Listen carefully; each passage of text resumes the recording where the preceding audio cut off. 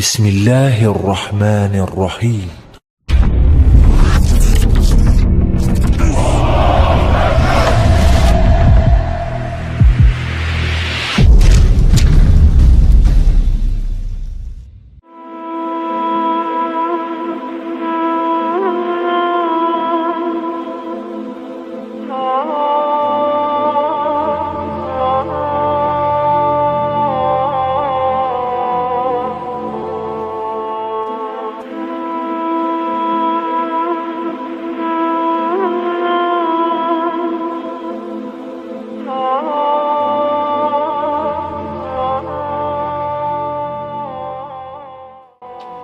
Panglima perang yang mengalahkan pasukan yang jumlahnya 10 kali lipat lebih banyak dari pasukannya. Kesatria yang merupakan pemenang dalam pertempuran Malagiz yang mempermalukan Bizantium ketika itu. Karena Bizantium mengerahkan berlipat-lipat, 10 kali lipat, bahkan lebih dari pasukannya untuk mengalahkan Sultan ini. Dan Sultan ini merupakan salah satu sultan dari keturunan Turki Saljuk yang paling bersinar. Dialah Sultan Alip Arslan yang berjasa besar terhadap kaum muslimin dan khususnya bangsa Turki. Kiprahnya menjadi tinta emas sejarah yang tak akan pernah luntur dari ingatan kaum muslimin. Akan terus dikenang sebagai bintang yang bersinar dan singa yang pemberani. Jamaah sekalian yang dimuliakan oleh Allah Subhanahu wa taala, Sultan ini nama lengkapnya adalah Muhammad bin Daud Ja'fari Bek bin Mikhail bin Saljuk At-Turki. Lahir di Khawarizmiyah pada tanggal 20 Januari 1029 atau bertepatan dengan 1 Muharram 420 Hijriah. Beliau keturunan perintis kabilah Bani Saljuk yang memeluk Islam di abad keempat Hijriah. Sultan ini dipanggil dengan banyak gelaran. Kadang dipanggil dengan panggilan Abu Syuja yang artinya sang pemberani. Kadang dipanggil dengan panggilan Diyauddin wad Dunya, cahaya agama dan dunia. Kadang juga dipanggil dengan Adud Daulah, pengokoh imperium Bani Saljuk. Kadang juga dipanggil dengan sebutan Al-Sultan Alim, sultan yang memiliki ilmu yang sangat dalam. Kadang juga dipanggil dengan panggilan Al-Malikul Adil, seorang penguasa yang adil, karena perhatiannya terhadap hak-hak rakyat. Dan yang paling dikenal dalam catatan sejarah, beliau disebut dengan sebutan Alip Arslan, yang dalam bahasa Indonesianya Alip Arslan artinya adalah singa sang pemberani. Sultan, Allah Subhanahu wa taala berikan karunia 7 orang putra dan 2 orang putri, yang nanti kita akan bisa membaca keturunan-keturunan dari Sultan ini yang diwariskan sebagai salah satu di antara kepemimpinan di Turki Saljuk adalah Malik Saleh yang pertama, yang merupakan anak dari Sultan Alip Arslan. Hadirin jamaah sekalian yang dimuliakan oleh Allah Subhanahu wa taala, Sultan berawal dari wilayah kepemimpinan orang tuanya, yaitu Khadri Bek. Khadri Bek ini pemimpin wilayah Khorasan Raya. Sebagaimana kita ketahui, wilayah Khorasan Raya ini wilayah yang berdekatan dengan Asia Tengah.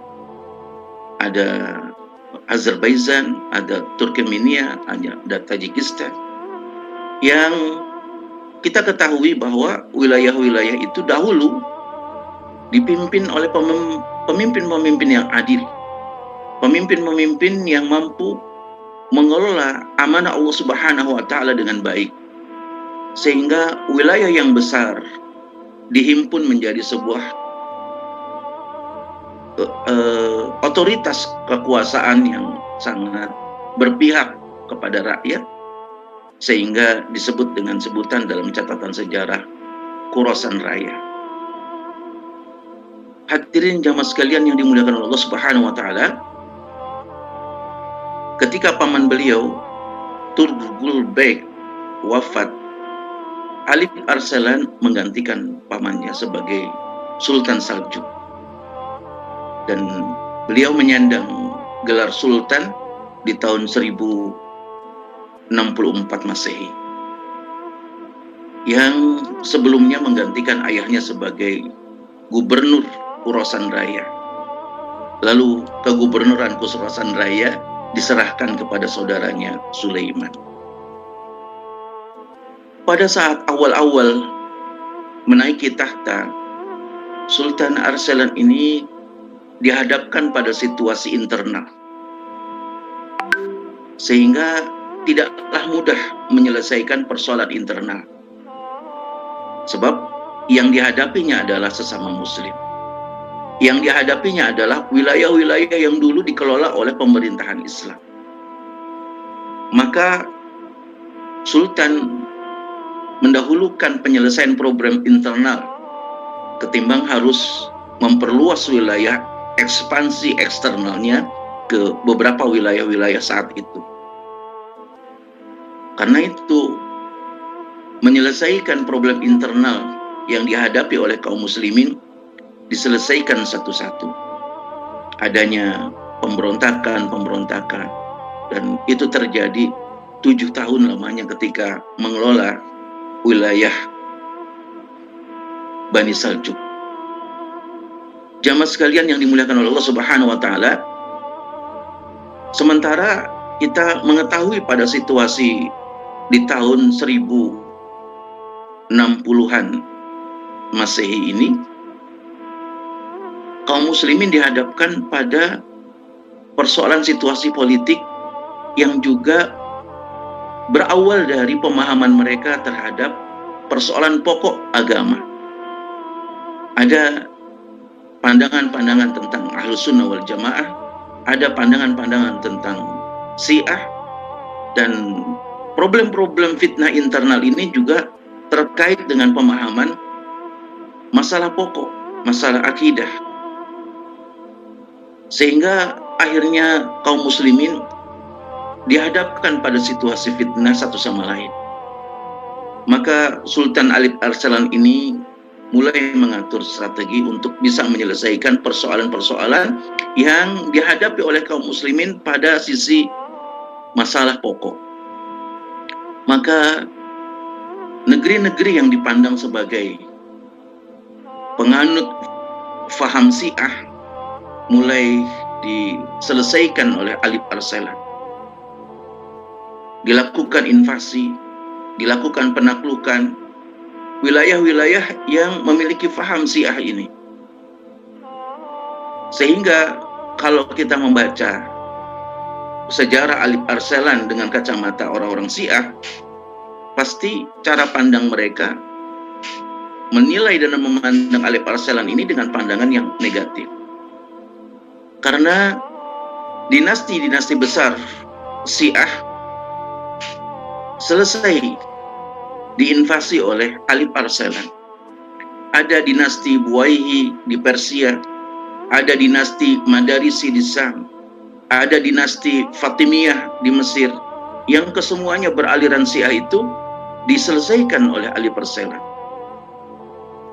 Jamaah sekalian yang dimuliakan oleh Allah Subhanahu wa Ta'ala, jadi pada saat-saat yang semacam itu, para pemimpin Islam menghadapi problem yang tidak kecil. Berhadapan dengan sesama muslim, berhadapan dengan mereka-mereka yang dahulu dikelola dalam wilayah pemerintah Islam, tetapi memiliki faham yang berbeda dalam urusan-urusan pokok, dalam urusan-urusan akidah.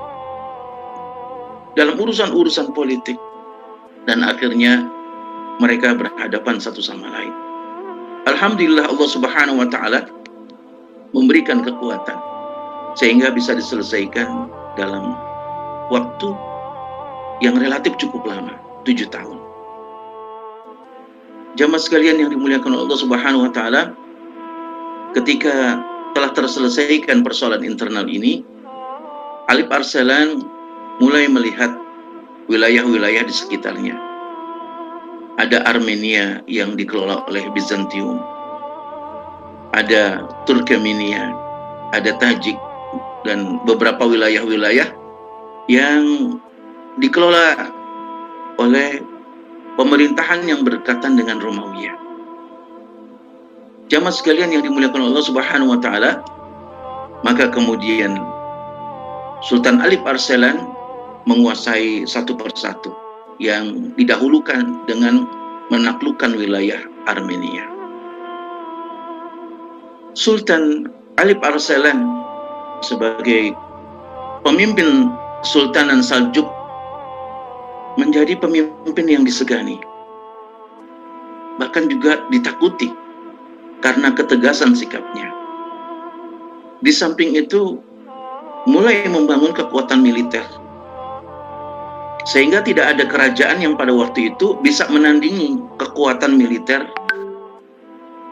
Sultan Alip Arsalan di Kesultanan Bani Saljuk ini. Dan memang kekuatan utama dinasti Bani Saljuk terletak pada kekuatan militer.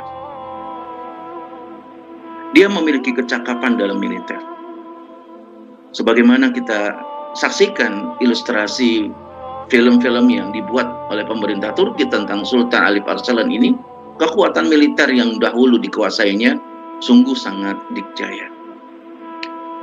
Sehingga berhasil menyelesaikan problem-problem yang dihadapi oleh pemerintahan pada waktu itu, baik terkait dengan problem internal maupun problem eksternal.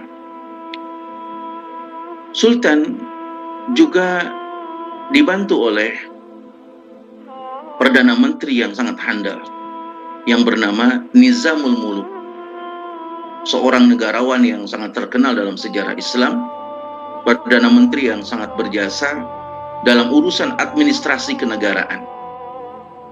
Maka tatanan pemerintahan yang diselesaikan oleh Sultan Alip Arsalan ini bisa dipandang sebagai tata kelola pemerintahan modern, karena kecakapan administrasinya, kecakapan interaksi berbagai macam stakeholder, para pengusaha, pedagang, ulama, dan beberapa wilayah-wilayah yang melakukan koneksitas dengan Bani Saljuk.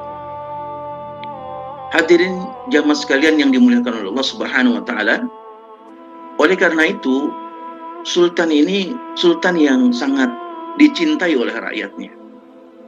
Subhanallah, kalau saja kita menyaksikan bagaimana kecintaan rakyat kepada Sultan Alip Arsalan ini menjadi cita-cita, menjadi harapan, menjadi keinginan kita agar hal-hal yang semacam itu terwujud kembali. Seorang pemimpin yang memiliki perhatian besar terhadap amanah yang Allah berikan dalam memberikan kenyamanan, keamanan, perlindungan, dan kesejahteraan untuk rakyatnya. Sehingga rasa kedermawanan, rasa belas kasihan, rasa pengayoman kepada rakyatnya sangat luar biasa. Hadirin jamaah sekalian yang dimuliakan oleh Allah Subhanahu wa Ta'ala,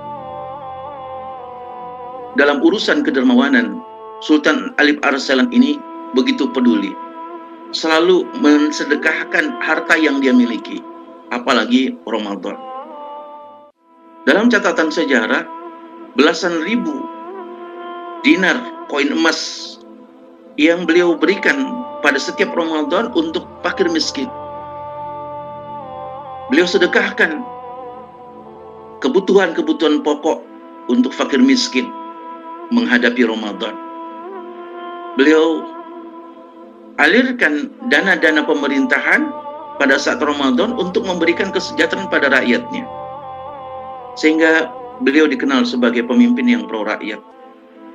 Karena itu, banyak hasil-hasil yang didapat oleh pemerintahannya, semuanya berpihak kepada rakyat, memberikan kesejahteraan, perlindungan, pengayoman, dan kenyamanan bagi rakyat.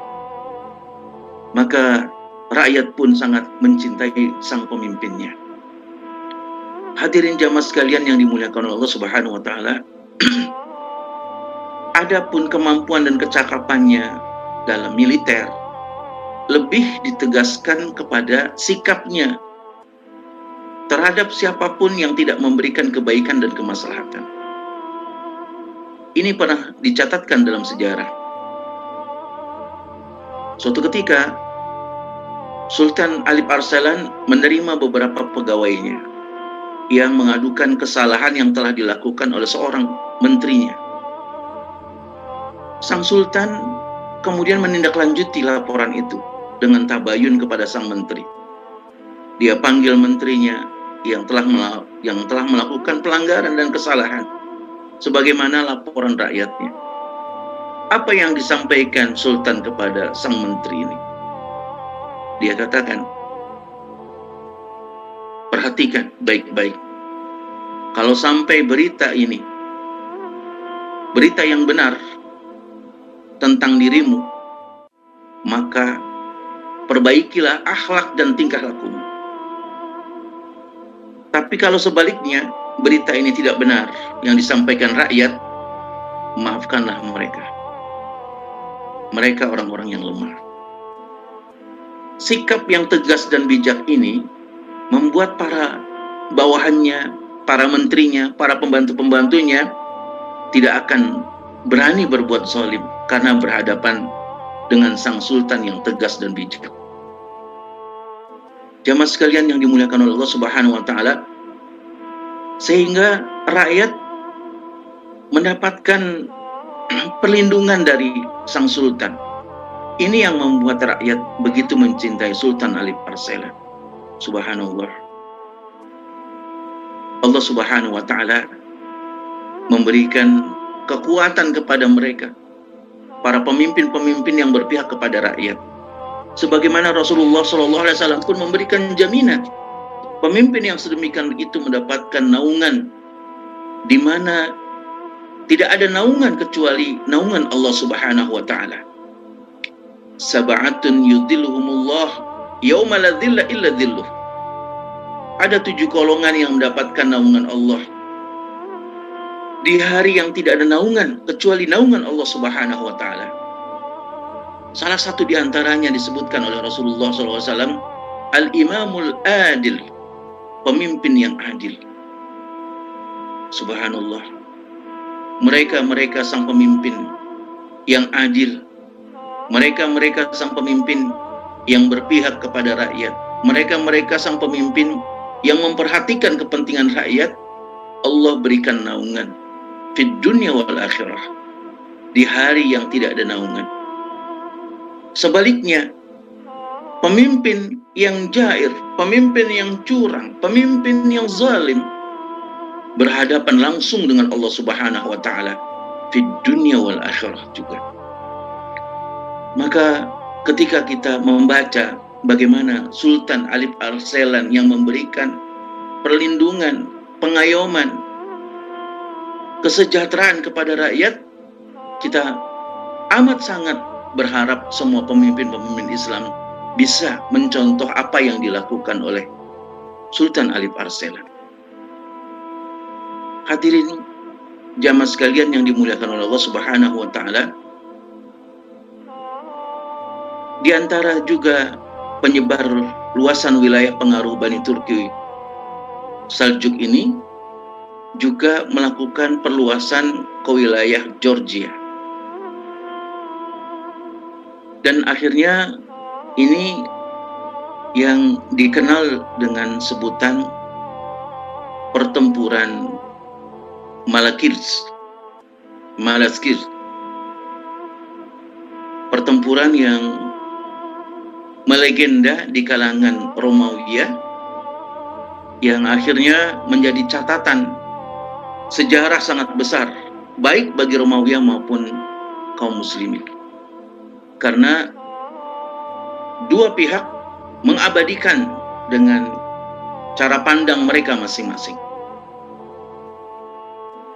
Hadirin jamaah sekalian yang dimuliakan Allah Subhanahu wa taala, pertempuran Malaskir atau Manzikr, sekarang ini disebut dengan nama itu, merupakan peperangan yang sangat besar. Dia berada di wilayah Eropa Timur sebagai pembuka jalan yang nantinya dilakukan oleh penerusnya, termasuk Muhammad Al-Fatih. Yang menjadi penyebab pertempuran ini, pertempuran Malaskir atau Manzikr yang saat sekarang ini dinamakan itu, dikarenakan Kaisar Romawi Romanus keempat tidak menyukai perkembangan Islam yang sangat pesat. Apalagi perkembangan Islam yang sangat pesat itu berada berdekatan dengan kekuasaan yang dia pimpin. Sehingga Kaisar Romawi Romanus IV ini ingin menghentikan lajunya Islam. Dia siapkan pasukan dalam jumlah yang besar menghambat perluasan Islam.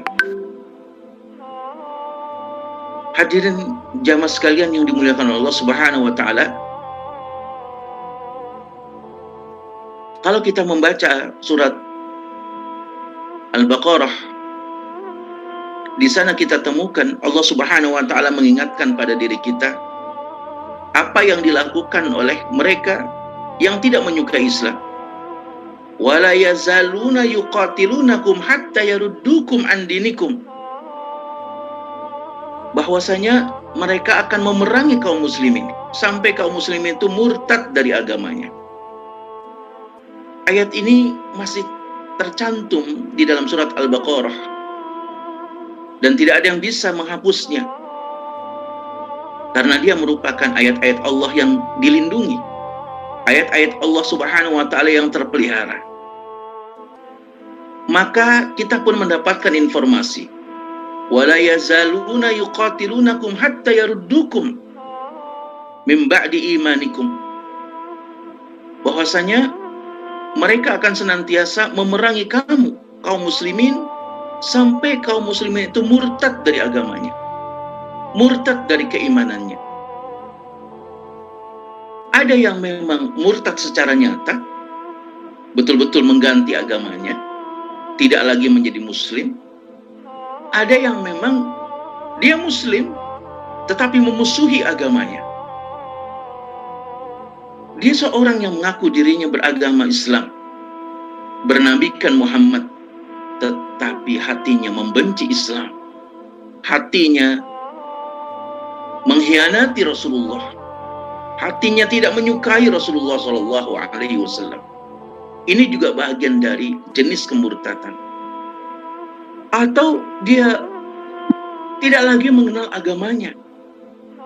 Hadirin jamaah sekalian yang dimuliakan Allah Subhanahu wa taala, langkah-langkah upaya yang sedemikian rupa ini sudah juga diinformasikan oleh Allah Subhanahu wa taala bahwa mereka melakukan hal yang semacam pada kaum muslimin. Jangan pernah lupakan, Allah mengingatkan pada diri kita, walan tardu ankal yahudu walan nasara hatta tattabi'a millatahum. Tidak akan pernah rela, tidak akan pernah ridho orang-orang Yahudi maupun orang-orang Nasrani kepada kamu kaum muslimin, kecuali kamu mengikuti milah mereka. Allah Subhanahu wa taala menyebutnya milah mereka, hatta tattabi'u millatahum, mengikuti milah mereka, bukan mengikuti agama mereka. Jadi tidak perlu orang murtad itu mengikuti agama mereka, cukup mengikuti tradisi mereka, perilaku mereka, gaya mereka. Itulah yang dilakukan al-Yahud wan Nasara, sebagaimana yang dikatakan di dalam surat Al-Baqarah ayat 120. Hadirin jamaah sekalian yang dimuliakan Allah Subhanahu wa taala, Jangan sampai kita lupa ayat-ayat informasi tentang hal yang semacam itu dari Al-Quran yang kita baca. Bahwa asalnya Allah Subhanahu wa Ta'ala sudah mengingatkan kita tentang hal yang semacam ini 15 abad yang silam. Sebagaimana ketika ayat itu diturunkan kepada Rasulullah SAW. Sehingga ketika Kaisar Romawi Romanus IV melihat perkembangan Islam yang pesat berdekatan dengan wilayah kekuasaannya, dia tidak suka. Dia tidak rela, dia tidak ridha. Bukan hanya sekadar ketidaksukaan dalam sikap yang biasa, tapi ketidaksukaan yang dimiliki oleh hatinya adalah menyiapkan pasukan besar untuk menyerang kaum muslimin. Subhanallah.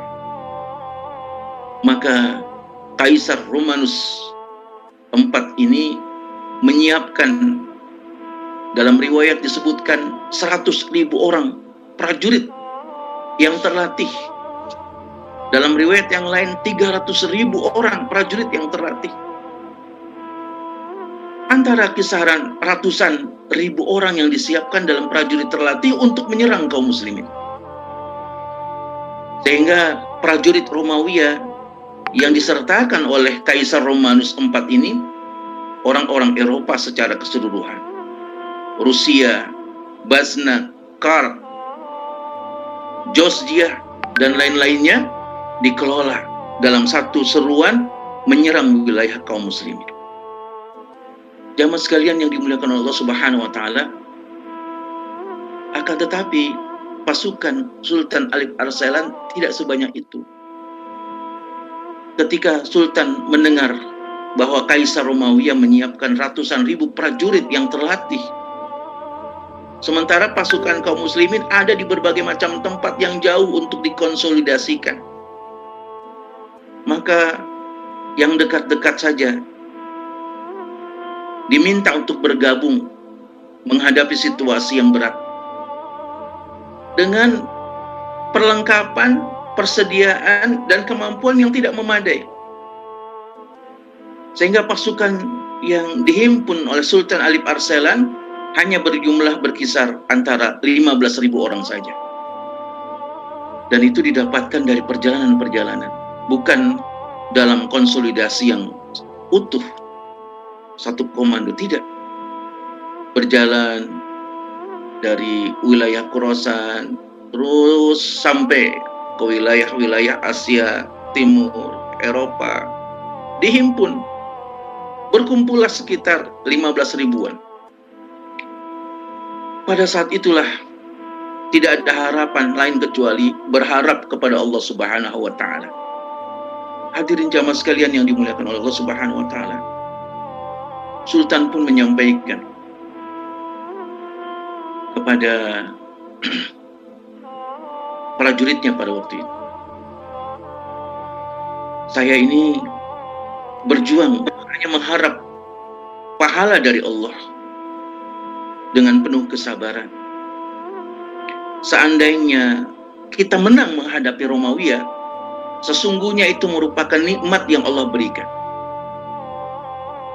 Seandainya saya syahid, maka putraku nanti yang akan menggantikan dan menyelesaikan tanggung jawab ini, yaitu Sultan Malik Shah. Oleh karena itu kemudian rakyatnya bisa memahami situasi yang dihadapi oleh Sultan bukanlah situasi yang ringan. Akhirnya sampailah ke Malazgirt, Manzikert. Hadirin jamaah sekalian yang dimuliakan oleh Allah Subhanahu wa Ta'ala, bertemulah dua pasukan ini. Pasukan ini bertempur sangat luar biasa. Barisan pertama jumlahnya sama dengan barisan yang dihimpun oleh kaum muslimin. Barisan pertamanya belasan ribu. Sehingga Sultan berpikir dengan pikiran kearifan, bagaimana mungkin berhadapan dengan pasukan dalam jumlah yang sangat besar. Peralatannya, kesiapannya, infrastrukturnya. Karena menghadapi situasi yang semacam ini, Sultan akhirnya menawarkan perdamaian kepada Kaisar Romanus. Akan tetapi Kaisar Romanus menolak mentah-mentah tawaran itu. Hadirin jamaah sekalian yang dimuliakan Allah Subhanahu wa taala, inilah yang membuat bimbang Sultan Ali Farsal. Ya Allah, banyak masukan yang harus dihadapi, banyaknya situasi-situasi yang pelik, yang kalau maju bukan menjadi ringan. Hadirin jamaah sekalian yang dimuliakan Allah Subhanahu wa taala, dalam kondisi kebimbangan ini Sultan mendapatkan nasihat dari gurunya, Syekh Abu Nasr Muhammad bin Abdul Malik Al-Bukhari Al-Hanafi. Beliau mazhab Hanafi. Syekh Abu Nasr Muhammad bin Abdul Malik ini guru yang memberikan pencerahan spiritual, maknawiyah, fikriyah, amaliyah kepada Sultan. Memang sangat kita akui bahwa pemimpin-pemimpin Islam di masa lalu, mereka memiliki pegangan fatwa dari orang-orang soleh, dari ulama-ulama yang muktabar, dari mereka-mereka yang bisa mempertanggungjawabkan apa yang akan difatwakan kepada para pemimpin-pemimpin Islam. Dan para pemimpin Islam menjadikan fatwa para ulama itu sebagai pegangan, bukan aksesoris. Sehingga kadang nasihatnya mungkin tidak seperti yang diinginkan, tetapi itulah nasihat yang disampaikan oleh para ulama-ulama kepada para pemimpinnya. Sehingga mereka memiliki izzah, mereka memiliki kehormatan diri untuk memberikan fatwa yang benar kepada para pemimpin saat itu. Salah satu di antaranya adalah Syekh Abu Nasr Muhammad bin Abdul Malik Al-Bukhari Al-Hanafi. Dalam kebimbangan yang sedemikian rupa ini, Syekh Abu Nasr Muhammad bin Abdul Malik menyampaikan kepada Sultan, "Ya Sultan, engkau ini berperang karena agama Allah, bukan berperang karena faktor nafsu, bukan berperang karena ingin memperoleh kekuasaan, bukan. Tapi engkau sesungguhnya berperang ini karena membela agama Allah. Maka engkau harus mengetahui bahwa Allah telah berjanji akan menolong agamanya dan akan memenangkan agamanya atas semua agama-agama yang diperjuangkan oleh hambanya." Nasihat ini sangat dalam sekali. Kalau engkau memperjuangkan agama Allah, engkau harus yakin dengan apa yang Allah janjikan untuk kemenangan agamanya dan mengalahkan agama-agama yang lain. Maka saya berdoa, saya bermohon agar Allah memberikan kemenangan dalam pertempuran ini untuk kaum muslimin melalui pasukanmu, melalui kepemimpinanmu. Ini harapan yang kedua. Harapan yang pertama, berharap Allah memenangkan agamanya. Harapan yang kedua, berharap kemenangan agama Allah itu melalui pasukannya dan kepemimpinan Sultan Ali Farsal. Maka kata Syekh Abu Nasr Muhammad bin Abdul Malik,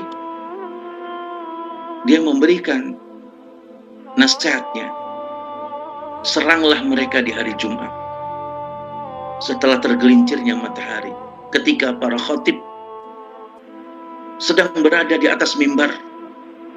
Pada saat itu semua khatib sedang berdoa agar orang-orang yang sedang berjihad di jalan Allah mendapatkan kemenangan. Pasti di antara mereka ada yang doanya dikabulkan oleh Allah Subhanahu wa taala. Dan inilah keyakinan kita. setiap kita berdoa kepada Allah secara bersama-sama, harus kita yakini bahwa di antara mereka yang ikut berdoa bersama-sama ini, ada yang langsung didengar oleh Allah Subhanahu wa Ta'ala. Maka kalimat itulah yang disampaikan Syekh Abu Nasr Muhammad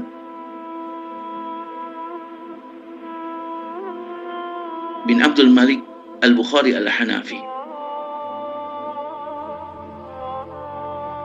Maka dia katakan, kalau kita berdoa dengan keyakinan ada di antara kita yang doanya dikabulkan oleh Allah Subhanahu wa Ta'ala, tenanglah, hadirkan sakinah, ketenangan di dalam hati kita. Hal ini memang yang dicontohkan oleh Rasulullah Shallallahu Alaihi Wasallam, yaitu kebiasaan berdoa dan berharap kemenangan dan bimbingan dari Allah Subhanahu wa Ta'ala, apalagi ini dilakukan pada hari Jumat.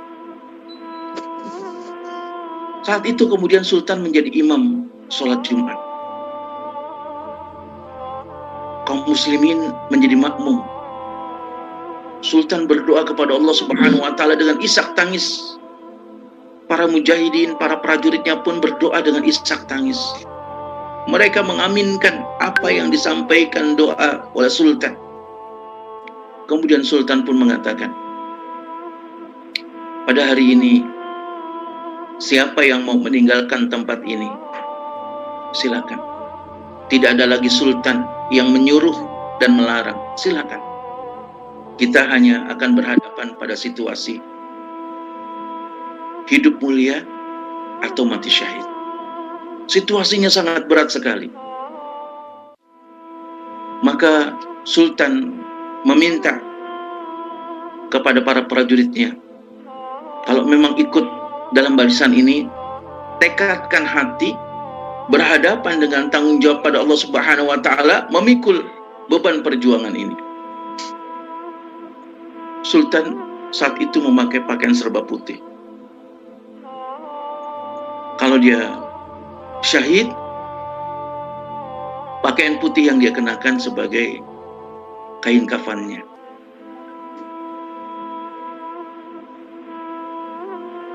Pada saat berhadapan melihat langsung musuh yang sangat banyak ini, Sultan pun bersujud, memohon pada Allah Subhanahu wa Ta'ala.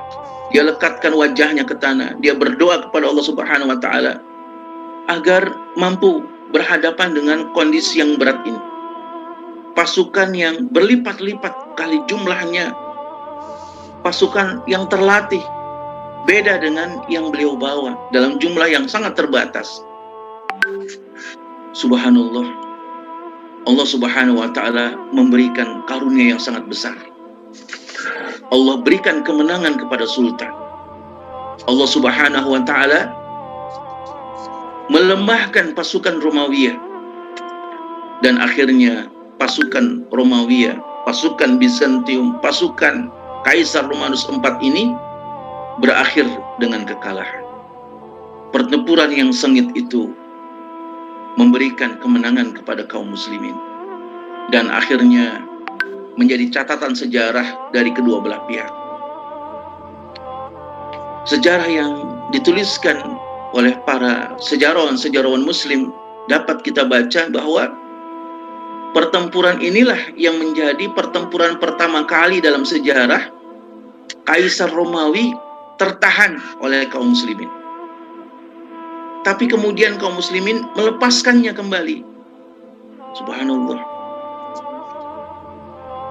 Tidak seperti yang terjadi pada masa-masa sebelumnya. Tidak ada kaisar yang tertahan. Dan bagaimana perlakuan muslim kepada mereka. Tetapi pada saat itu Sultan Alip Arselan mampu menawan Kaisar Romanus IV dan dilepaskan kembali. Ini yang menjadi kekalahan telak Bizantium. Mental Konstantinopel cukup hancur, melemahkan pengaruh Romawi di Asia. Sehingga wilayah-wilayah strategis akhirnya berpikir ulang untuk memberikan kekuasaannya kepada Romawi, menghancurkan tata nilai yang selama ini telah dibangun oleh Romawi, dan akhirnya wilayah-wilayah tersebut menjadi wilayah kekuasaan Islam dari Bani Turki Saljuk, dan akhirnya diteruskan oleh keturunan mereka, Turki Utsmani. Hadirin jamaah sekalian yang dimuliakan oleh Allah Subhanahu wa taala, sehingga wilayah kekuasaan Bani Saljuk setelah itu terbentang sampai ke wilayah-wilayah yang dahulu belum terjamah oleh pemerintahan Islam, sampai ke daerah Tigris, Persia, Oran, kemudian di Eropa Timur saat sekarang ini. Dan akhirnya pemerintahan ini mampu menyelesaikan tata kelola amanah karunia dari Allah Subhanahu wa taala dengan pengelolaan yang baik. Salah satu di antaranya adalah membuka Anatolia.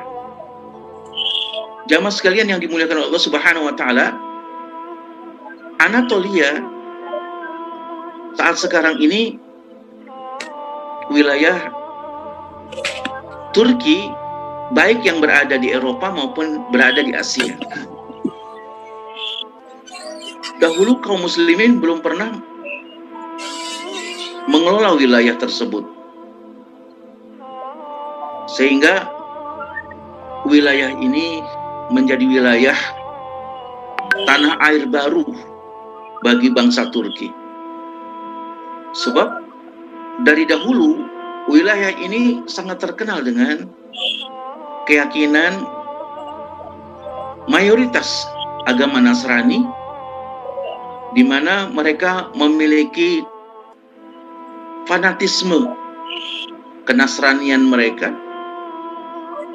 dan itu juga dalam catatan para ulama tafsir bahwasanya Anatolia salah satu yang disebutkan di dalam Al-Quran ketika ada peristiwa para rasul, para pembawa risalah dibunuh oleh umatnya, sehingga kemudian wilayah ini disebutkan dengan Aqsal Madinah, wilayah yang sangat jauh. Hadirin jamaah sekalian yang dimuliakan oleh Allah Subhanahu wa taala, tetapi setelah peristiwa Malazgirt atau Manzikert ini, kemenangan ini menjadi pembuka Anatolia bagi migrasi kaum muslimin. Seakan-akan sama dengan peristiwa Yarmouk berhadapan dengan Romawi, atau seakan-akan dengan peristiwa Qadisiyah.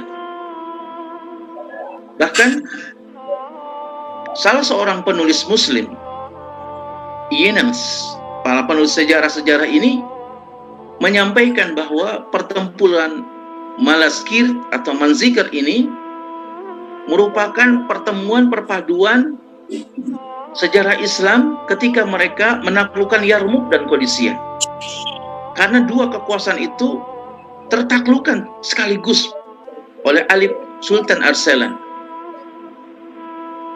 Sebagaimana kita ketahui, Yarmouk dan Qadisiyah terjadi pada masa pemerintahan Khulafaur Rasyidin, dan itu tidak dikuasai secara berbarengan, berbeda dengan penaklukan Anatolia ini.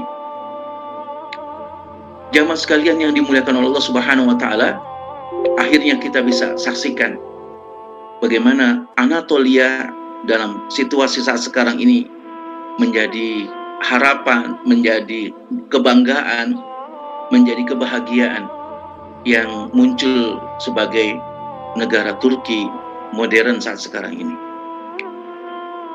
Hadirin jamaah sekalian yang dimuliakan oleh Allah Subhanahu wa taala, ada hal yang menarik dalam peristiwa pembebasan Kaisar Romanus IV oleh Sultan Alip Arsalan ini. yang dicatatkan kepada diri kita untuk mengingatkan agar jangan sampai seorang muslim ini alergi pada simbol-simbol Islam. Apa yang dimaksudkan alergi dengan simbol-simbol Islam dewasa ini? Kalau ada orang yang bawa bendera yang tertuliskan dalam benderanya La ilaha illallah Muhammadar Rasulullah, seakan-akan bendera itu sesuatu yang harus dihancurkan, tidak disukai, alergi betul dengan simbol yang semacam ini. Nauzubillah min dzalik. Subhanallah. Itu yang kita saksikan. Padahal ada peristiwa yang dicatatkan oleh sejarah dalam peristiwa ini. Ketika Kaisar Romanus ditangkap, Sultan Alip Arsalan menyampaikan kepada Kaisar, "Ya Kaisar, kalau saja yang tertangkap itu adalah aku di tanganmu, dan saat sekarang ini aku menjadi tawananmu, apa yang akan kamu lakukan?"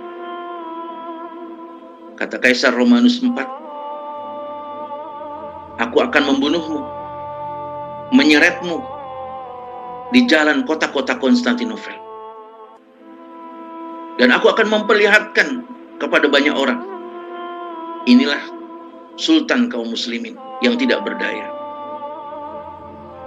Hadirin jamaah sekalian yang dimuliakan Allah Subhanahu wa taala, Kaisar itu menyampaikan kalimat itu lepas biasa saja, tanpa ada rasa ketakutan. Karena memang Sultan pun menghadapinya bukan dengan kebengisan terhadap lawan perangnya, sehingga dia sampaikan apa yang ada dalam hatinya. "Apa yang akan kau lakukan kalau engkau menangkapku dan aku sebagai tawananmu, ya Kaisar? Aku akan membunuhmu. Aku akan menyeret mayatmu di jalan-jalan kota Konstantinopel. Dan aku akan perlihatkan kepada orang, inilah Sultan kaum muslimin." Maka Sultan pun memberikan jawaban, "Ya Kaisar, hukumanku kepadamu lebih baik, lebih berat. Aku akan memaafkanmu dan aku akan membebaskanmu. Silakan pergi dengan aman." Hadirin jamaah sekalian yang dimuliakan oleh Allah Subhanahu wa taala, pulanglah Kaisar. Pulanglah Kaisar. Ketika Kaisar pulang ke wilayahnya, ke Bizantium, ternyata sedang ada kudeta. Dan Kaisar Romanus menjadi kaisar yang dicari-cari dalam kudeta itu untuk diselesaikan oleh mereka. Subhanallah. Keluar dari tawanan kaum muslimin, dibebaskan, sampai di daerahnya ternyata dia sedang dikudeta dan sedang diburu. Maka kemudian Kaisar pun mendapatkan kondisi yang tidak dalam keadaan aman ini, meminta perlindungan kepada kaum muslimin, meminta perlindungan kepada Sultan Alip Arsalan. Akhirnya Sultan Alip Arsalan memberikan perlindungan, lalu dikawal pulang ke kampung halamannya. Bahkan diberikan bekalan uang 1,5 juta dinar, dan dikawal dalam keadaan lengkap untuk bisa sampai pulang ke rumahnya dengan aman, tidak pulang ke kekaisarannya. Itulah yang dicatatkan oleh Ibnu Katsir dalam Bidayah wa Nihayah. Kaisar dikawal sampai pulang oleh tentara kaum muslimin yang membawa panji, bendera yang bertuliskan La ilaha illallah Muhammadur Rasulullah, menandakan bahwa Kaisar ini dikawal oleh pasukan prajurit kaum muslimin sampai pulang dalam keadaan aman. Subhanallah. Hadirin jamaah sekalian yang dimuliakan oleh Allah Subhanahu wa taala, dan ternyata dengan simbol yang sedemikian rupa ini, perjalanan pulang Kaisar Romanus ke kampung halamannya dalam keadaan aman, dalam keadaan tidak ketakutan, Karena dengan pengawalan yang baik, dengan memberikan perlindungan yang baik, subhanallah. Hadirin jamaah sekalian yang dimuliakan Allah Subhanahu wa taala, itulah simbol yang dirasakan oleh Kaisar Romanus IV, memberikan kenyamanan dan ketenangan. Maka tidaklah pantas bagi seorang muslim alergi dalam urusan-urusan simbol keislaman. Ini yang dikatakan oleh Hamka, hilang ghirah Islam, hilang rasa kepeduliannya terhadap Islam. Ghirah menurut Hamka adalah peduli terhadap agamanya karena Allah Subhanahu wa taala. Tidak rela agamanya dihina, tidak rela agamanya dilecehkan, tidak suka saudaranya kaum muslimin dibuli dan dizalimi. Itulah ghirah.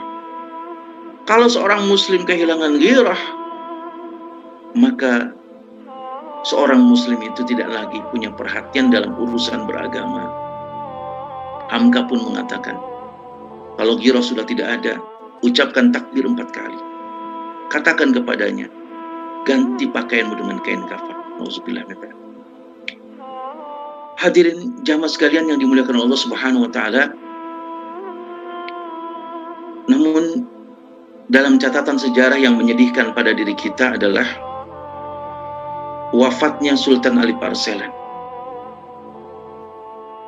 Ketika Sultan akan memperluas wilayahnya sampai ke Asia Barat dan menaklukkan wilayah-wilayah yang besar, termasuk Turkistan, ternyata di dalam perjalanannya menghadapi pengkhianatan.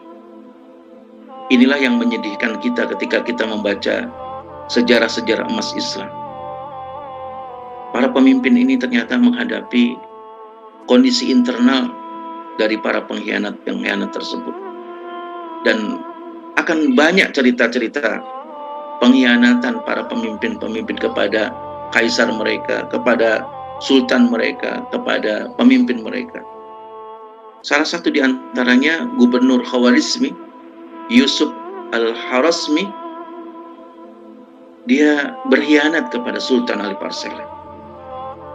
Sultan Alip Arslan ditikam dadanya, yang dengan kondisi penikaman belati ke dada Sultan Alip Arslan ini membuat tersungkur Sultan Alip Arslan.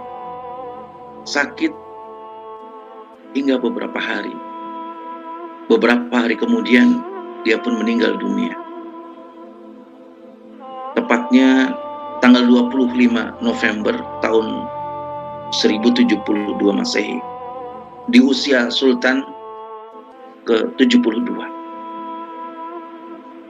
Jamaah sekalian yang dimuliakan Allah Subhanahu wa taala, sehingga akhirnya Sultan pun dibawa ke Khorasan, dimakamkan di makam ayahnya Khadri Bek, dan dituliskan di batu nisannya, wahai orang-orang yang melihat kemegahan langit yang tinggi karena usaha Alip Arslan, lihatlah sekarang Alip Arslan berada di bawah tanah hitam, di bawah ini. Kemudian dalam kondisi-kondisi ketika sakit ini juga dicatatkan sejarah, subhanallah, menjadi wasiat dan ingatan pada diri kita.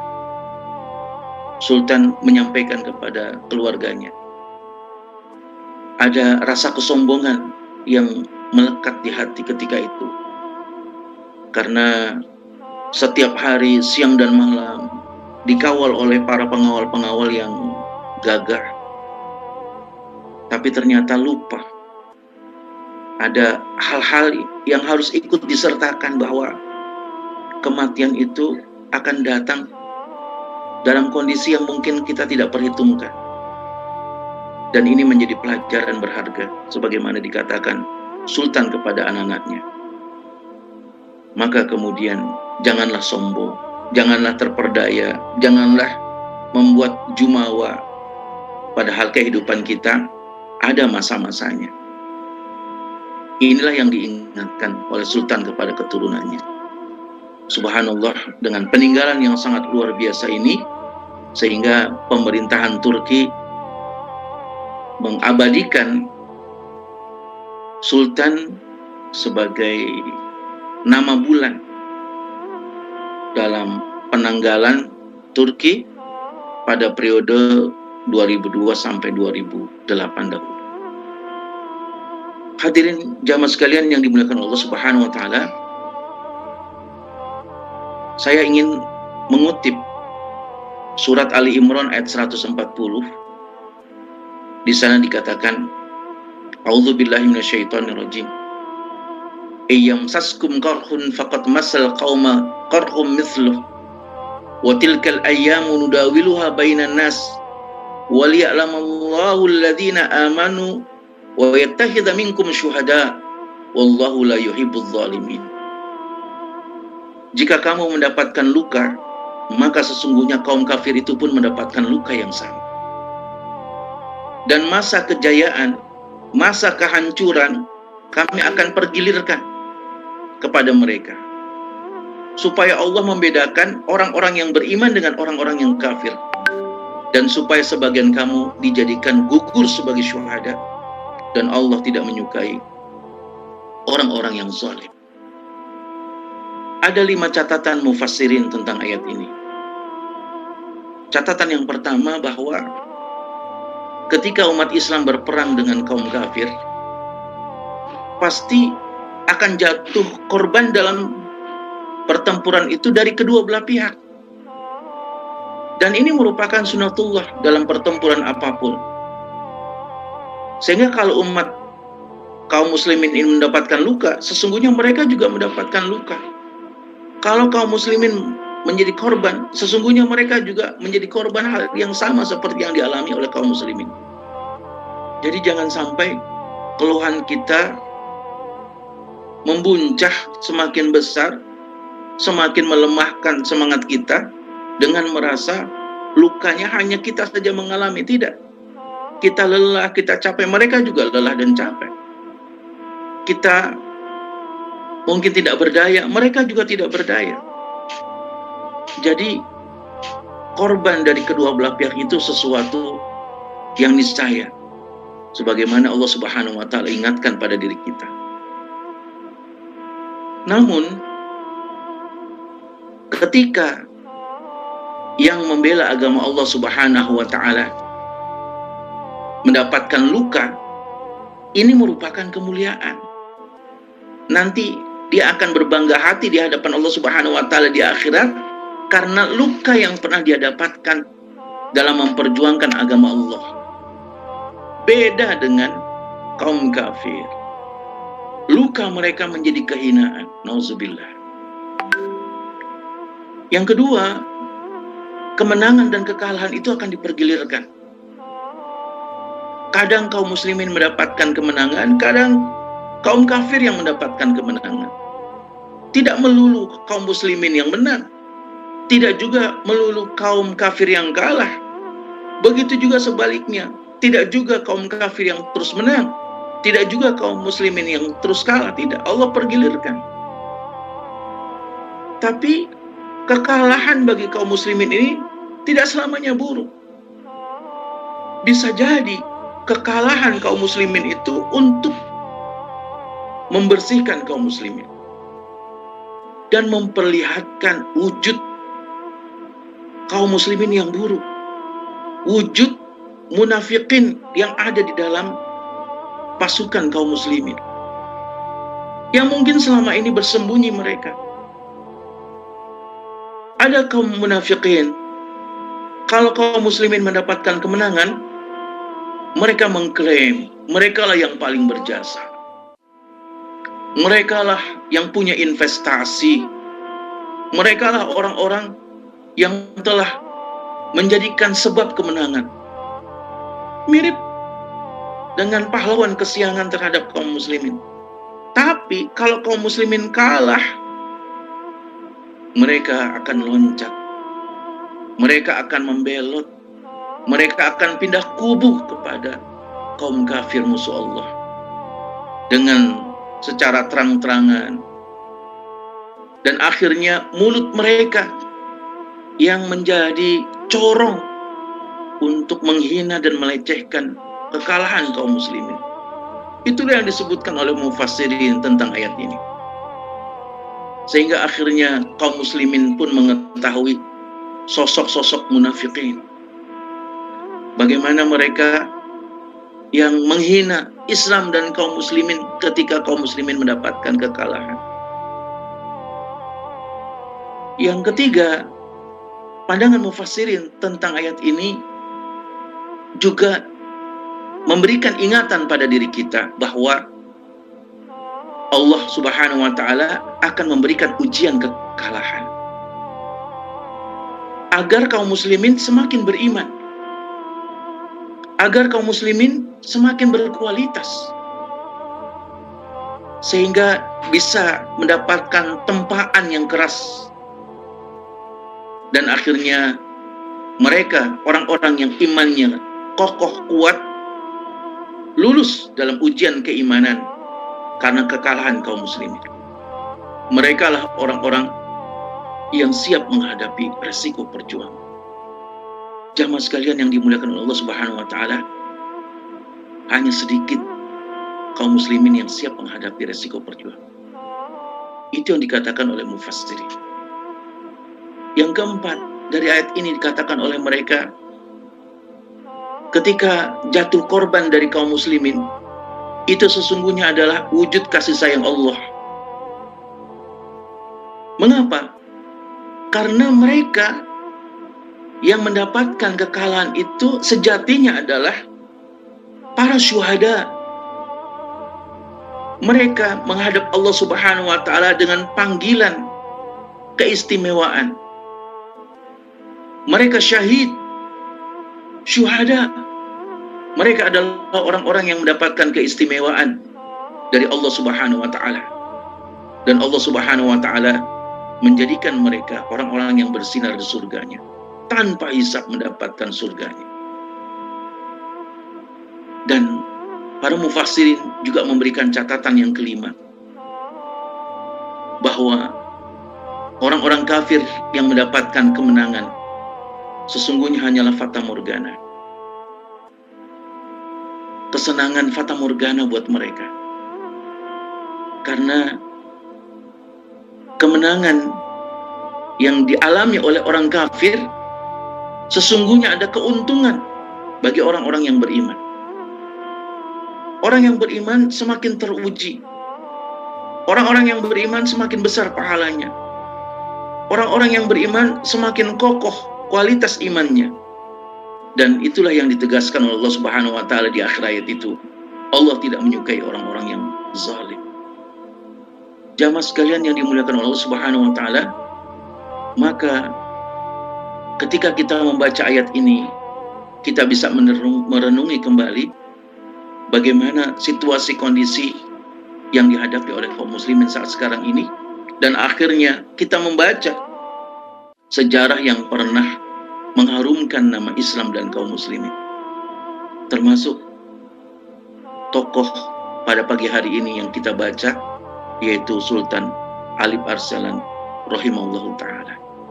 Semoga Allah memberikan semangat kebaikan pada diri kita, mengukir kembali apa yang pernah dialami dalam tinta emas sejarah Islam, dan akhirnya menjadi catatan yang membahagiakan kita, harapan kita, yang kita berupaya untuk merealisasikannya dalam situasi yang kita hadapi saat sekarang ini. Aqulu qouli hadza fastaghfirullah wa lakum. Lebih kurangnya saya mohon maaf. Aqulu qouli hadza billahi taufiq wal hidayah. Wassalamualaikum warahmatullahi wabarakatuh. Waalaikumsalam. Jazakallah khair Ustaz wa barakallahu fikum. Ustaz, ada beberapa pertanyaan yang muncul. Apakah Ustaz masih ada waktu, Ustaz? Silakan. Kita coba mulai dari pertanyaan.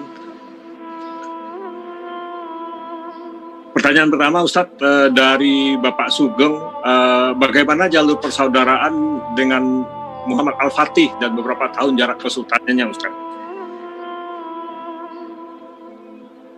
Kalau kita membaca catatan sejarah antara Sultan Ali Parselan dengan Muhammad Al-Fatih ini, jaraknya jauh, 400-an tahun. Sultan Ali Parselan tahun 1043 Masehi. Sultan Muhammad Al-Fatih itu tahun 1453. Jadi jaraknya sangat jauh. Sehingga kalau kita mengulang catatan sejarah ini, bahwa Sultan Ali Parselan, Kesultanan Turki Bani Saljuk ini sebagai pembuka jalan bagi kegemilangan Islam di masa-masa sesudahnya. Memang ada beberapa catatan naik dan surutnya kaum muslimin di wilayah itu karena faktor pengkhianatan para pemimpin-pemimpinnya, dan ini menjadi catatan penting yang terus disampaikan kepada diri kita. Jangan sampai jalan-jalan menuju kejayaan itu akhirnya terhambat oleh pengkhianatan-pengkhianatan.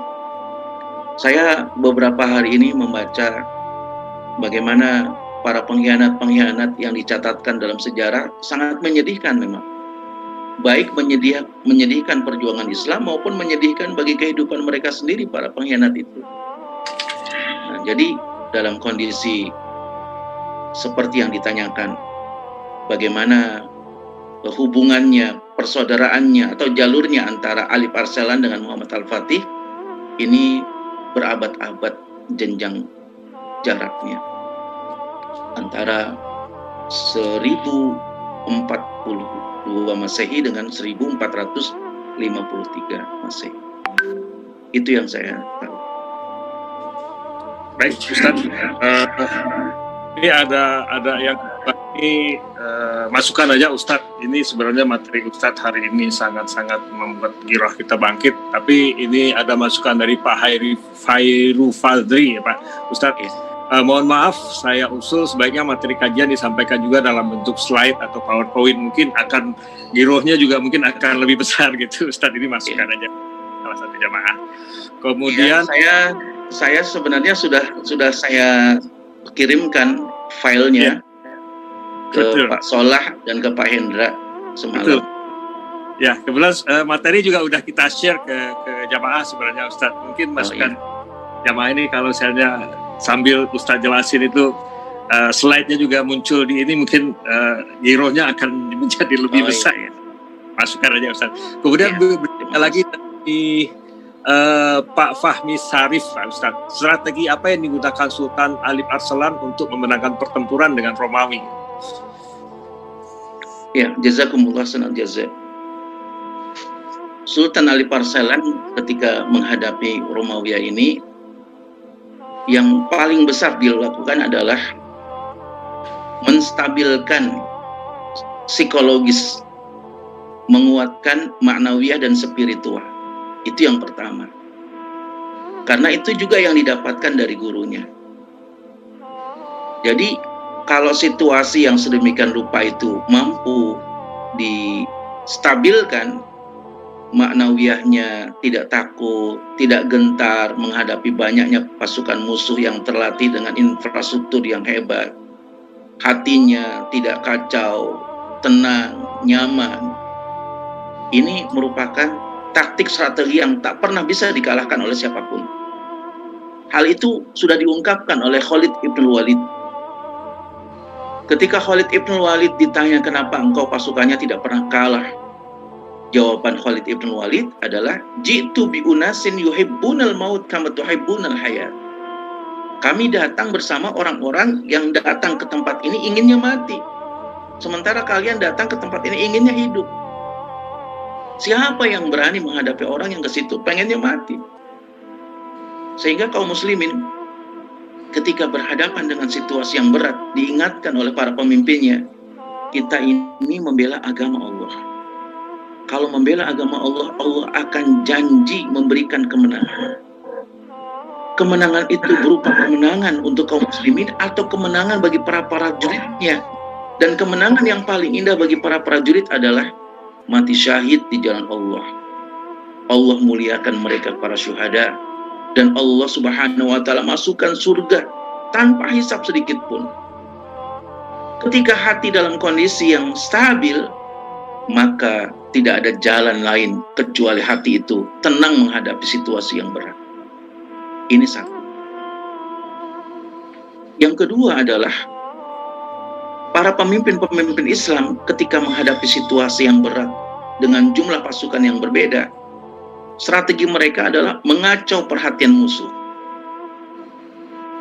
Caranya apa? Pasukan yang ada di depan ini menyerang secara membabi buta. Sampai kemudian mereka pasukan yang terdepan itu terpojok, merasa terpojok, seperti terkalahkan. Yang akhirnya kemudian pasukan musuh itu mengejar mereka habis-habisan. Pada saat yang sedemikian rupa itulah pasukan kaum muslimin yang ada yang tersisa menyerang mereka dari belakang. Dan ini yang digunakan oleh Khalid ibn Walid ketika juga memerangi Islam dan kaum muslimin pada perang Uhud. Dan itu dilakukan juga dalam setiap peperangan-peperangan. Jadi taktik strategi yang sedemikian rupa ini sangat ampuh sekali. Dan akhirnya kaum muslimin mendapatkan kemenangan yang sangat luar biasa. Mereka kacau karena mereka tidak siap menghadapi kematian. Mereka siapnya adalah mendapatkan kemenangan dan kehidupan. Dan akhirnya kaum muslimin mendapatkan perolehan kemenangan yang sangat luar biasa. Taktik yang ketiga adalah menjadikan pasukan yang berada di belakang ini merendahkan dan melemahkan mental spiritual pasukan musuh. Caranya bagaimana? Pertama, memukul-mukulkan debu, sehingga seakan-akan pasukan kaum muslimin datang berbondong-bondong terus-menerus karena debu-debu berterbangan yang mereka identifikasikan sebagai kedatangan pasukan berkuda. Dan pasukan berkuda pada waktu itu pasukan yang sangat handal, sehingga ketika debu-debu itu tidak berhenti-berhenti, mereka mengira pasukan itu datang terus-menerus dari Asia sampai ke Eropa. Subhanallah. Itu yang membuat mereka gentar, karena mereka hitungannya adalah material. Kemudian sebagian kaum muslimin mengumandangkan takbir. Di takbir tidak berhenti-berhenti. Jamaah sekalian yang dimuliakan Allah Subhanahu wa taala, ini juga yang digunakan oleh Rasulullah dalam perang Ahzab. Ketika kaum muslimin dalam kondisi terkepung dengan jumlah yang sedikit, Abu Bakar memerintahkan kepada kaum muslimin untuk mengumandangkan azan tidak berhenti sampai subuh. Sehingga akhirnya mereka menganggap semangat kaum muslimin tidak pernah surut. Semangat kaum muslimin terus membara. Subhanallah, jamaah sekalian yang dimuliakan Allah Subhanahu wa taala, mungkin kita juga sering mendengar mereka para pembakar semangat dengan mengatakan kalimat-kalimat yang memunculkan semangat. Contohnya misalnya, walaupun sudah sore hari, mereka para coaching itu akan mengatakan selamat pagi. Ini sudah sore. Iya, kalau sore nanti terpengaruh semangatnya menurun, tapi kalau disebutkan pagi, kembali lagi semangatnya bersinar. Itu yang dilakukan oleh kaum muslimin. Sehingga mereka tidak berhenti-berhenti mengumandangkan takbir. Allahu Akbar, Allahu Akbar, Allahu Akbar. La ilaha illallah, wallahu akbar. Allahu Akbar, walillahil hamd. Hadirin, kita saja kaum muslimin mendengar kalimat itu terus-menerus berkumandang tidak berhenti sampai subuh, ada perasaan yang sangat luar biasa mengharu biru ke hati kita, apalagi di hati orang-orang kafir. Itulah yang dilakukan oleh Sultan Ali Parselan, menstabilkan ma'nawiyah para prajuritnya yang membuat gentar musuh-musuh Allah Subhanahu wa taala, sehingga akhirnya mampu menahan Kaisar Romanus IV dalam tawanannya. Itu yang saya baca. Baik, jazakallah khair Ustaz. Ini pertanyaan cukup banyak nih Ustaz. Dan bagi Bapak Ibu, sekedar pemberitahuan, kayaknya ini kita juga kapasitas Zoom kita tidak muat ya. Karena kapasitas cuma sampai 100, pesertanya menembus angka 100. Jadi Bapak Ibu yang tidak bisa join di Zoom, bisa join di YouTube ya. Kemudian ada pertanyaan lagi Pak Ustadz nih, dari Bapak Muhammad Rois nih. Assalamualaikum, Afwan Ustadz, sejarah pasti berulang, betul nggak Ustadz? Afwan nanya lagi Ustadz, ada buku yang sudah diterjemahkankah ke dalam bahasa Indonesia? Kalau belum, ada kitab Arabnya, judulnya apa Ustadz? Syukron, jazakallah. Monggo Ustadz. Jazakumullah sanal jaza. Terima kasih. Kalau mengutip dari surat Ali Imran ayat 140 tadi, saya sangat meyakini sejarah akan terus berulang. Dan ternyata sejarah berulang itu dalam setiap dekade. Seperti kalimat ayat watilkal ayyamu nudawiluha bainan nas. Kami pergilirkan menang dan kalah itu di kalangan manusia. Bukan hanya di kalangan kaum muslimin, tapi bainan nas, di kalangan umat manusia. Ini artinya bahwa kondisi-kondisi yang pernah ada dalam catatan sejarah akan terus berulang. Tinggal siapa yang akan dipergilirkan oleh Allah Subhanahu wa taala. Apakah yang dipergilirkan itu adalah orang-orang yang beriman ataukah orang-orang kafir? Tapi apapun situasi dan kondisinya, sebagaimana yang dikatakan tadi, bahwa kondisi apapun bagi orang-orang yang beriman tetap baik. Kalah pun iman akan semakin kuat dan bisa mengetahui siapa di antara mereka yang munafikin. Dalam kondisi kalah pun mereka senantiasa memuji Allah, beribadah kepada Allah sambil mengatakan ya Allah, ya Allah. Jadi tetap baik dalam kondisi apapun. Dan inilah yang kita yakini, biyadikal khair, di tangan Allah lah selalu ada kebaikan. Jadi saya sangat berkeyakinan bahwa sejarah itu akan terus berulang untuk kaum muslim. Yang kedua, tentang rujukan. Rujukan itu dalam kitab Al-Bidayah wa Nihayah yang ditulis oleh Imam Ibnu Katsir, dan sekarang sudah ada terjemahannya. Jadi tinggal kita baca dari rujukan para sejarawan, yang memang para sejarawan itu kemudian mereka menggali dari catatan-catatan sejarah yang lain. Saya sangat tertarik tulisan Profesor Dr. Muhammad Shalabi, sejarawan muslim, dan itu yang saya pergunakan sebagai rujukan. Jadi kalau mau membeli referensi rujukan, saya sangat recommended, menyarankan bacalah kitab Al-Bidayah wa Nihayah karya Imam Ibnu Katsir, dan juga sejarah-sejarah Islam yang ditulis oleh Profesor Dr. Muhammad Shalabi. Insyaallah dua kitab itu sudah diterjemahkan dan bisa menjadi referensi insyaallah. Baik, demikian yang bisa saya jawab. Buat Bapak yang bertanya mungkin bisa tahu ya. Pak Ustadz, ini masih banyak pertanyaan nih Pak Ustadz, kita terusin Pak Ustadz. Atau Pak Ustadz ada ini waktu untuk ini ada kegiatan lain setelah ini Pak Ustadz? Ada sesungguhnya. Ada ya. Kita batasi sampai jam berapa Pak Ustadz? Sampai jam berapa silakan? Sampai jam 7 ya Pak Ustadz ya. Silakan. Baik, pertanyaan berikutnya dari Bapak Muhammad Haris ya. Assalamualaikum. Saat ini karya-karya atau histori monumental apa yang masih tersisa di Anatolia Ustaz? Sepertinya nih Pak Muhammad Haris ini kalau mau ke Turki nih pengen ngelihat ini hasil apa monumen-monumennya Ustaz. Silakan Ustaz. Ya. Jazakumullah sanal jaza. Saya di file yang saya kirimkan itu ada beberapa gambar, beberapa foto tentang peninggalan-peninggalan yang bisa kita lihat di Turki, di Anatolia, tentang sejarawan dan sejarah-sejarah yang pernah ada. Memang Eropa secara keseluruhan mengabadikan sejarah mereka dengan membuatkan patung.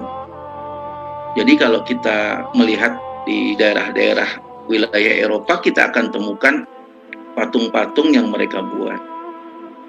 Dan dari patung-patung itu kita bisa tanya para sejarawan mereka, siapa ini, siapa ini.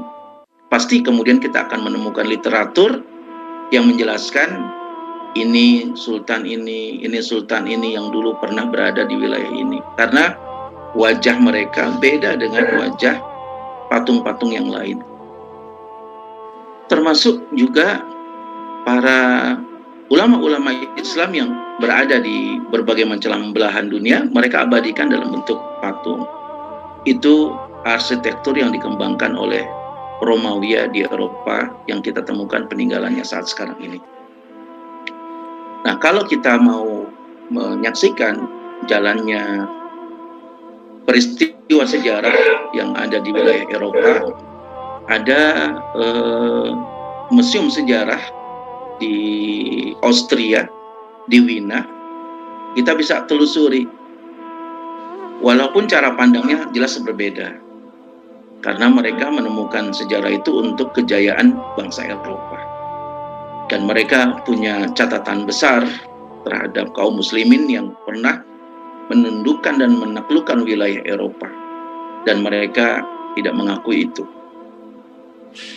Jadi dari mana kita bisa menelusurinya? Telusurilah dari museum yang sangat besar, Museum Sentrum yang ada di Austria, di Eropa. Nanti akan bisa ditelusuri tempat-tempat di mana dahulu Islam dan kaum muslimin pernah berjaya di wilayah Eropa.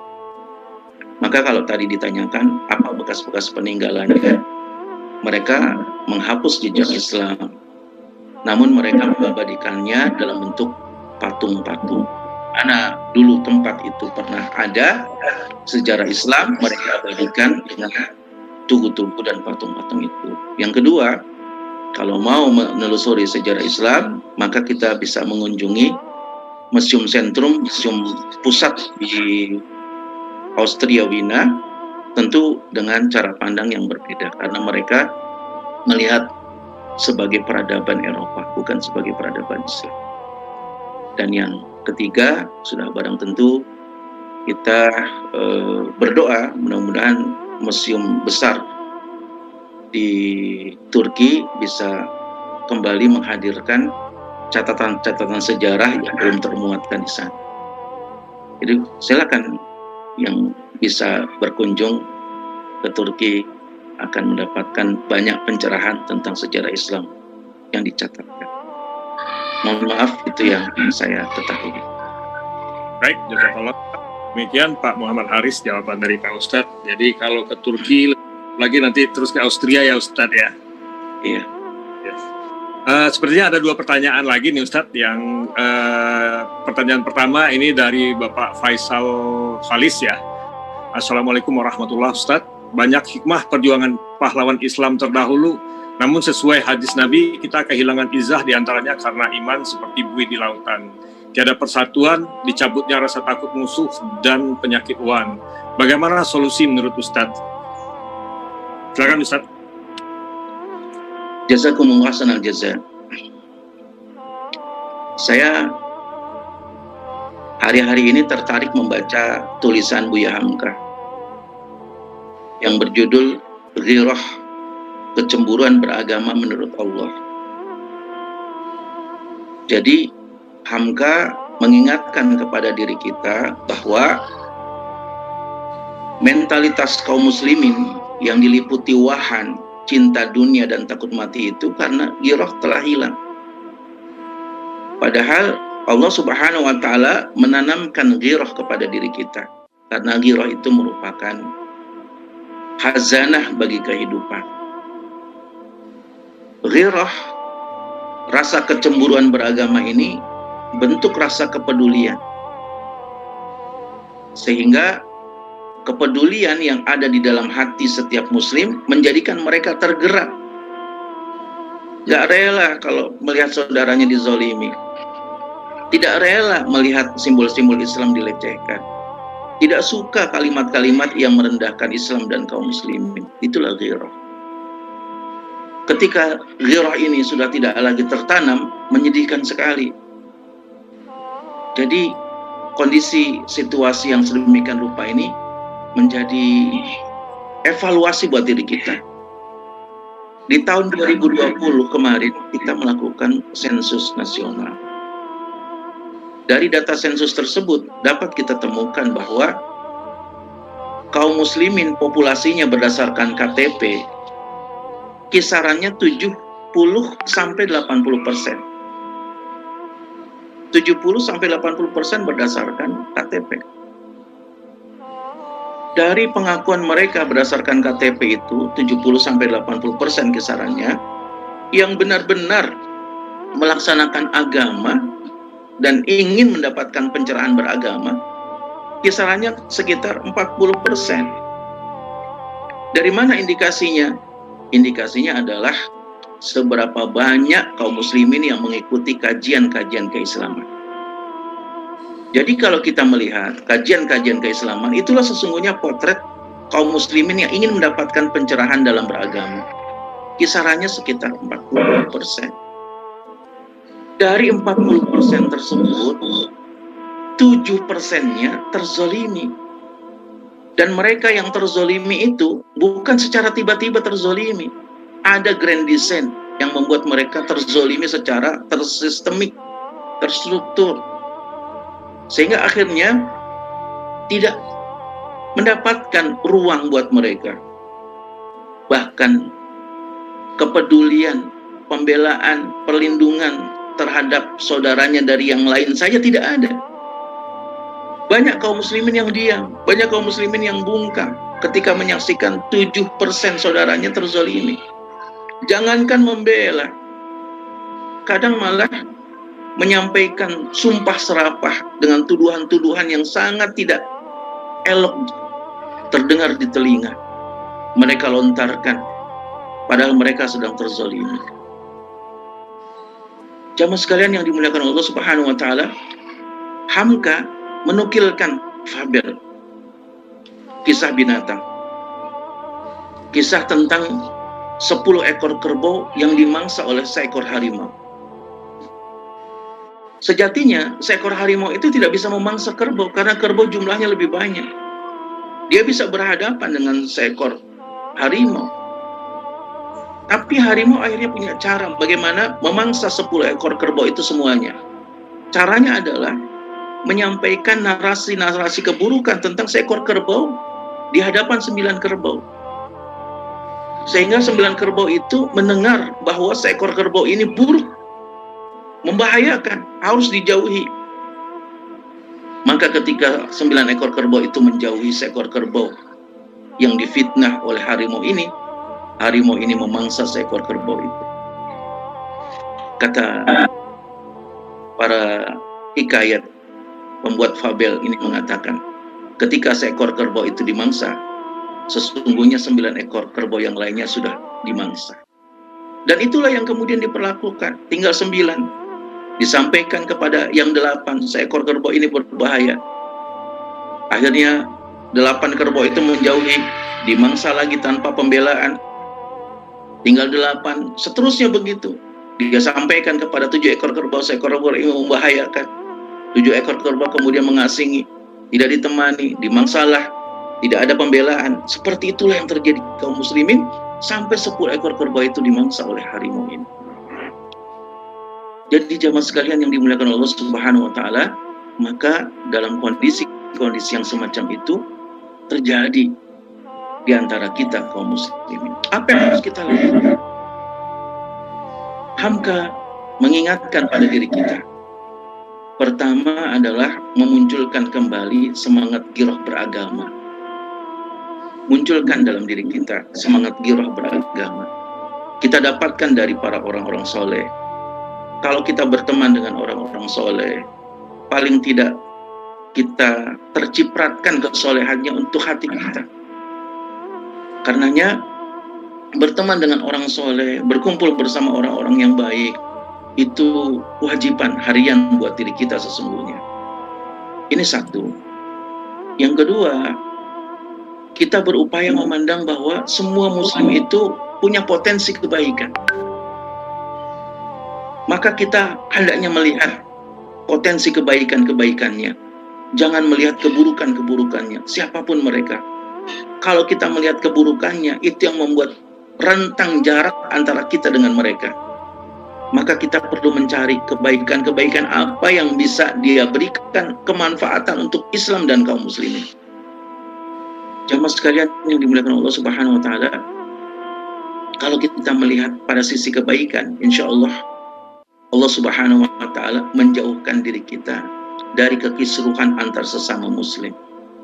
Karena kita melihat kebutuhan kita atas keberadaan saudara kita yang lain karena kemanfaatan yang mereka lakukan. Yang ketiga, berupaya untuk melengkapi apa yang tidak kita miliki pasti dimiliki oleh yang lain. Apa yang tidak ada pada yang lain pasti ada pada diri kita. Maka berupayalah untuk saling melengkapi sesama kaum muslimin. Yang kelima, senantiasa berdoa pada Allah supaya Allah senantiasa meneguhkan hati dan mengistiqomahkan kita dalam kebaikan. Hadirin jamaah sekalian yang dimuliakan Allah Subhanahu wa taala, kalau Nabi mengingatkan qul amantu billah tsumastaqim, itu tentu nasihat yang sangat berharga pada diri kita. Menguatkan iman kita sampai pada tingkat apa yang Allah berikan pada diri kita pasti baik. Dan yang kedua, istiqomah dalam kebaikan, apapun resiko yang bakal kita dapatkan. Jadi kalau ditanya apa yang harus kita lakukan dalam kondisi ketika kaum muslimin saat sekarang ini wahan, terombang-ambing, dihadapkan pada situasi yang berat, saya sangat sepakat dan sangat setuju apa yang dinasihatkan Hamka pada diri kita. Pertama, bangkitkan kembali giroh, rasa kepedulian beragama, dengan cara menyampaikan bahwa Allah Subhanahu wa taala memuliakan kita dengan menganugerahkan Islam pada diri kita. Inilah kenikmatan yang sangat luar biasa. Yang kedua, bagaimana menghadirkan kebaikan-kebaikan bersama orang-orang yang baik agar tertransfer kebaikan itu. Yang kemudian kita akhirnya menghidupkan kembali hati kita yang rapuh, hati kita yang mungkin perlu mendapatkan bimbingan, arahan, dan lain sebagainya.